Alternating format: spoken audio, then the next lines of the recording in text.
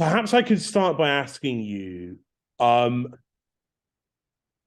worried are you for your safety? Can you outline for our viewers what you believe it is that the state or whoever else is attempting to do to you? Well, look, you need to know the background. Ever since I've been ousted from power, there have been 37 by-elections. My party has swept 30 of them.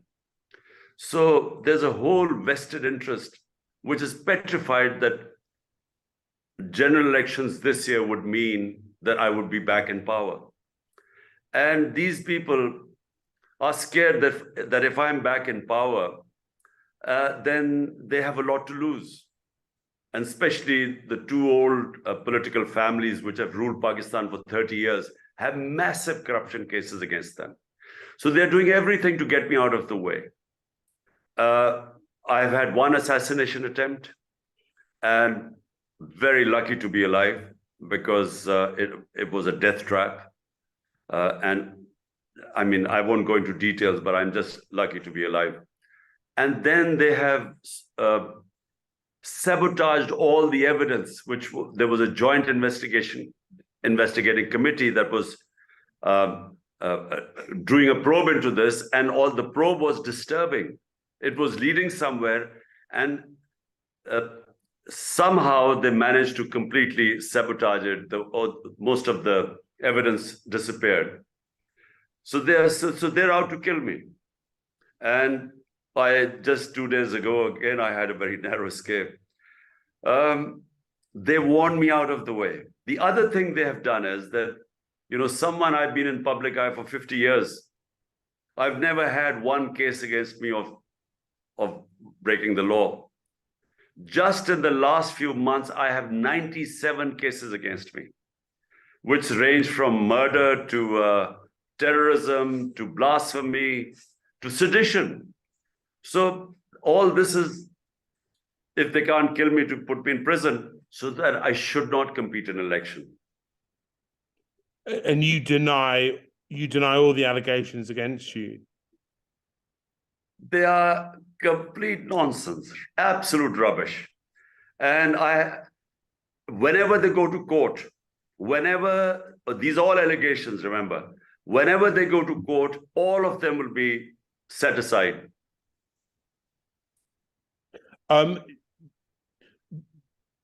Do you expect to be arrested soon? Well, they've been pretty close 4 or 5 times to arrest me. And all the time when the news came out that they were coming to arrest me, people came out and, in thousands, and sort of parked themselves outside my house. And the reason is very simple, because the people fear that if they arrest me, they'll kill me. The people know that the ones who try to kill me are sitting in government. And so because they don't trust the government, they come to sort of protect me. But with 97 cases, and I'm close to my century, I have no doubt that sometime or the other they will sort of find something to arrest me. Can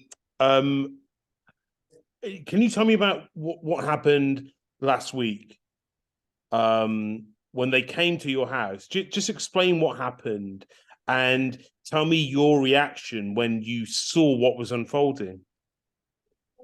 Well, in the morning, this police guy comes and gives a warrant at my house. My lawyers told me that warrant was completely illegal. No procedure was followed. They went to the wrong address. There's a certain procedure that if you want to arrest someone, there's a procedure. It was completely illegal what they did. And what did they come to arrest me for? Now, this is the other interesting thing. This was on the 14th. On the 18th, I was supposed to appear in a court. They were supposed to arrest me to make me appear in the court. I was already appearing in the court. And worse, I had given them that evening, I had gave them an surety bond that I would be appearing in the court. And the law says, if you give them an surety bond, they shouldn't arrest you. And all I was doing was I was just going to present myself in the court, which I did anyway on Saturday. So they completely discarded my surety because that is not why they came.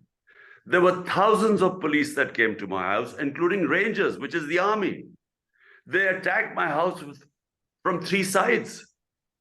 And there were tear gas and water cannons and rubber bullets, and then some certain pellet guns they used.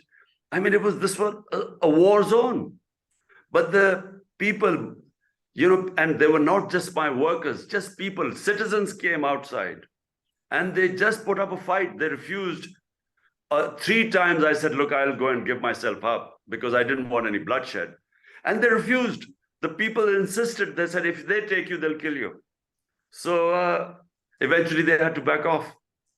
But you could give yourself up, couldn't you? And won't your opponents say that actually this is the best course of action, that this is the one that does the most to prevent civil unrest? Look, give myself up. Why? What is it that I've done wrong? The reason why they were coming to pick me up was to take me to the court, assuming that I wasn't going there. I already was appearing on the court, and I'd already given them an surety bond. The law says that if that surety bond is given, they couldn't pick me up. So it was all illegal. And so, I mean, you give yourself up if you commit a crime. Why do you give yourself up when you haven't done anything wrong? And that's why the people also, look, the people in this country know me for 50 years. They know me for 50 years. I've never, ever broken the law. And just in the last few months, there are 97 cases against me. And all of them, each one of them is just, it's a joke. I mean, people in this country know Imran Khan is not a terrorist. There are about 40 terrorist cases on me of terrorism. But these are serious allegations. Terrorism, inciting people to violence, and allegations that your supporters have on many occasions been involved in extremely violent clashes. Look, this is absolute nonsense. There has never been, would you call that terrorism? That there's a peaceful demonstration outside the Election Commission in Islamabad, and I'm sitting in Lahore and accused of terrorism. Can that ever happen in England? Have you ever heard of someone being called a terrorist because I go to court and there follows, everyone knows the timing of my court, there are people around them. We come back and there is a terrorist case against them. It's a joke. There are 40 terrorism cases against me. Never in my 26 years of politics have I ever broken the law or asked any of my people, my workers, ever to break the law. Always we have protested peacefully. Everyone knows this about my party. Now, what happened was that when the Rangers started firing tear gas shells outside my house and these water cannons and these pellet guns, then there was a reaction. There's always a reaction. If you start pelting people with, and no one provoked them, and we have all the evidence, no one provoked the police. This happened here, and then when I went for my court case in Islamabad on Saturday, again it happened. The people were walking with me towards the court. They started firing tear gas shells at them. So there was a reaction. But when I went to Lahore High Court, people went with me. I went in, went to the court, came out. Nothing happened. So therefore, when you provoke people, there's always going to be a reaction. Is it now not, though, for the court system, the judicial system, to decide whether you and your supporters are guilty of these charges? Well, the law of the land is already clear.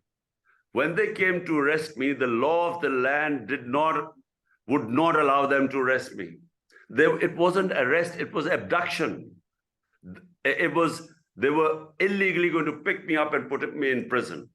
And that's why the people reacted. And secondly, there have been cases of 3 of my party, senior members of my party, one of my senator, my chief of staff, they were picked up, they were taken in custody, and they were tortured.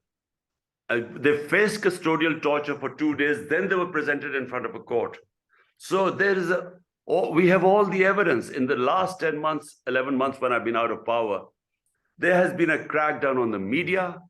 One of our best investigative journalists was hounded out of the country, killed in Kenya. 3 of our best investigative journalists have been hounded out of Pakistan. 2 of the media houses have been closed, and then one of the media houses owner, all they were doing was they were giving me exposure on their TV channels. He was put in prison, beaten up. So it's never happened in Pakistan before. What is happening right now, the level of fascism in Pakistan, even in martial laws, we never had this sort of a police state. We never had such a crackdown.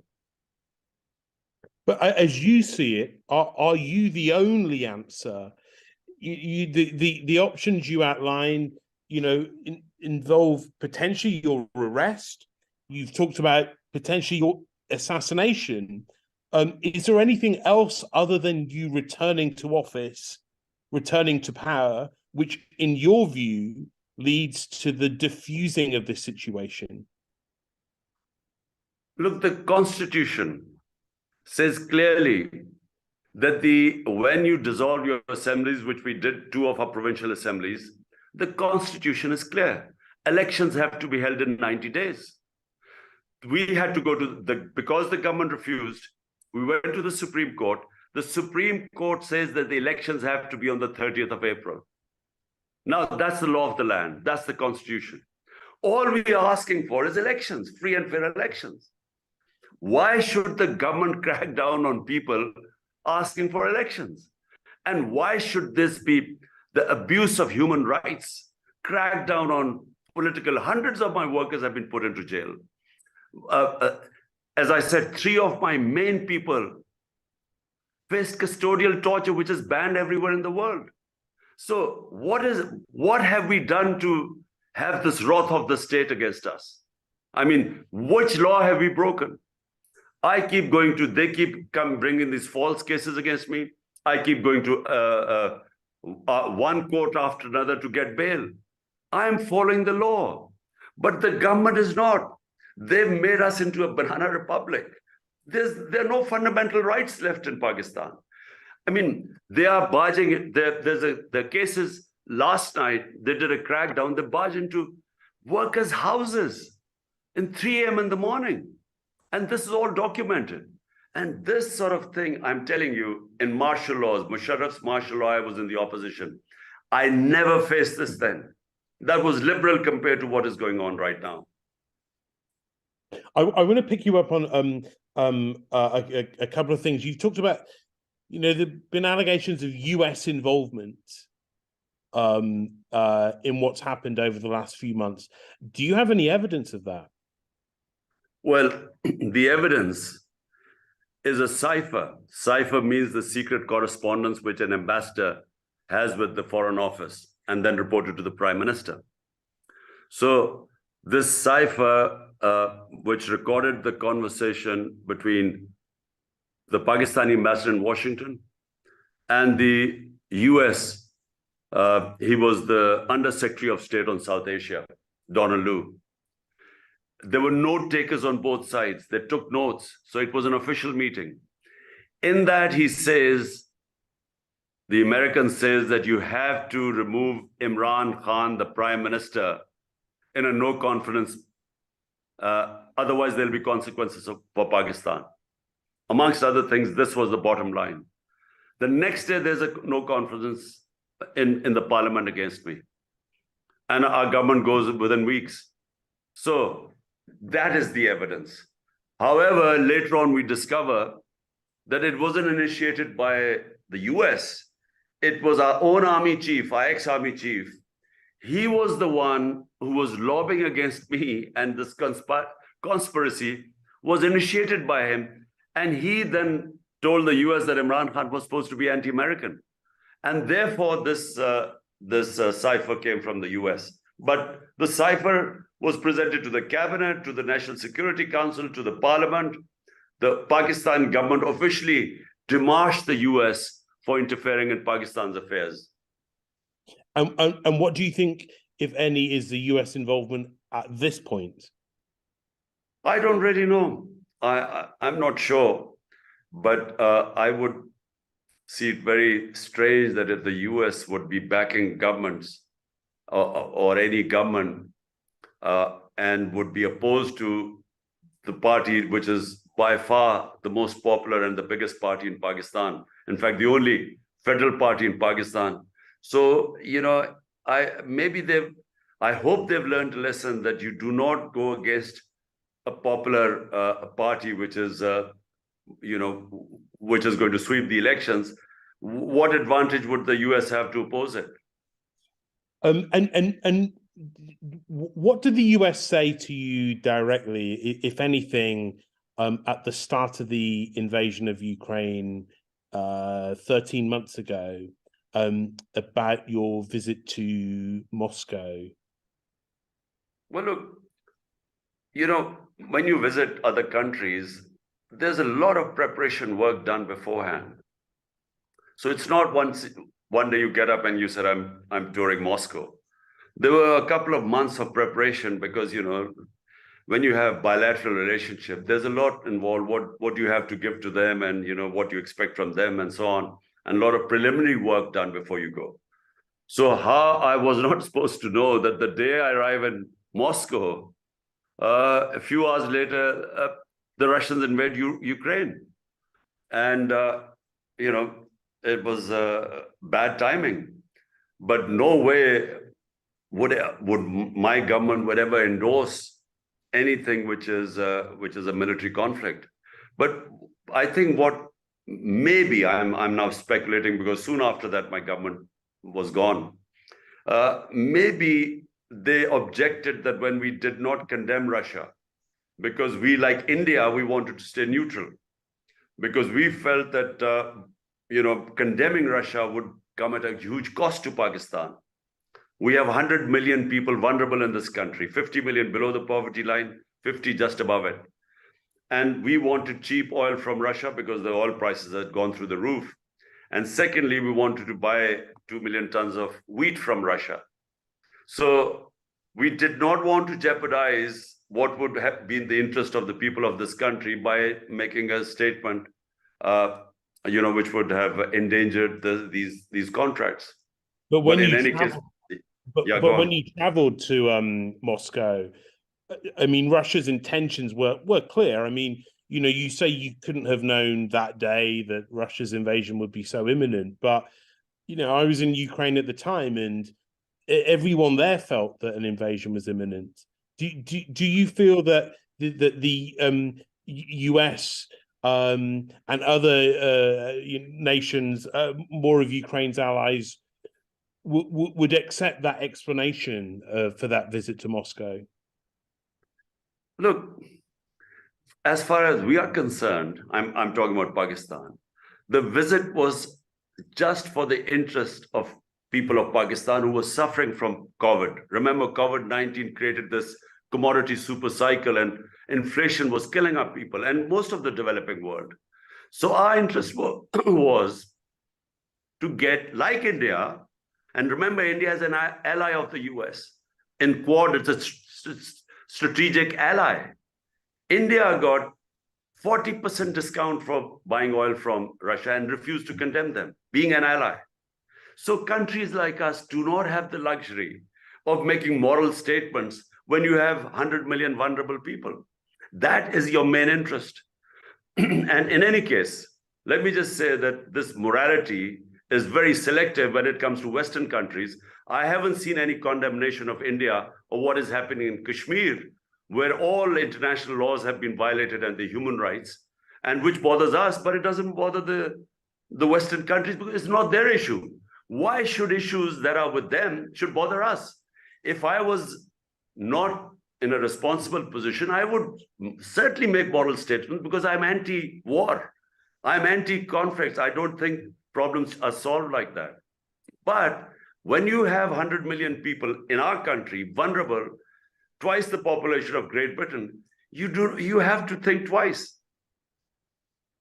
And lastly, Mr. Khan, what you talk about those Western countries. What would your message be to them about your own case? You say you are, being mistreated, I guess is a light word. You say you're being targeted by the government. What would you say to some of those Western countries about your own case and whether they should themselves respond? Look, I mean, Pakistan will have to sort out its problems internally. No outside country really can help you that much. But what we do expect from Western countries is to speak about the values they propagate: human rights, democracy, rule of law. That's all. I think they should speak about that, because all these are being violated in Pakistan. Neither the constitution is being respected. There is no semblance of rule of law here. Fundamental rights of our people are being violated. Custodial torture, which, as I said, is condemned everywhere in the world. So that's all. I mean, we just want them to speak about it because, hoping that will put enough pressure. But eventually, we have to solve our problems internally.